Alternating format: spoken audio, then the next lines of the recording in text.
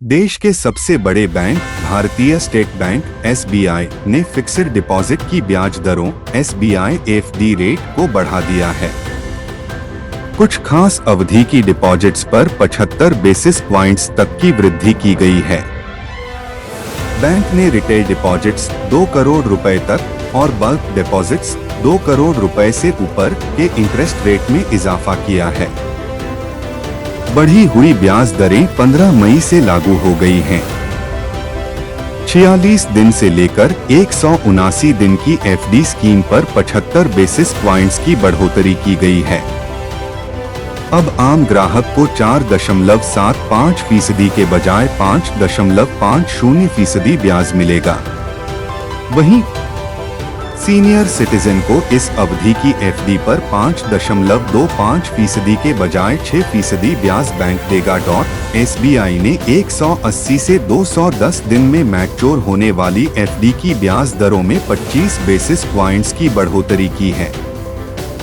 ऐसे में सामान्य ग्राहकों को अब 5.75% के बजाय 6% ब्याज दर से ब्याज मिलेगा।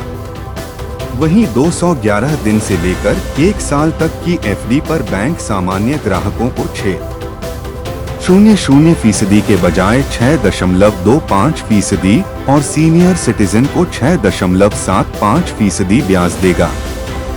भारतीय स्टेट बैंक ने रिटेल के अलावा बल्क FD की ब्याज दरों में भी इजाफा किया है। बैंक ने 7 से 45 दिन की FD पर अब आम ग्राहक को 5.00% के बजाय 5.25% ब्याज देगा। वरिष्ठ नागरिकों को 5.50% के बजाय 5.75% सालाना की दर से ब्याज मिलेगा।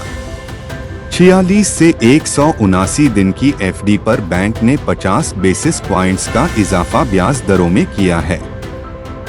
अब बैंक सामान्य ग्राहकों को 5.75% के बजाय 6.25% और सीनियर सिटीजन को 6.25% के बजाय 6.75% ब्याज दर ऑफर कर रहा है। भारतीय स्टेट बैंक ने 180 से 210 दिन की बल्क FD की ब्याज दरों को भी बढ़ा दिया है।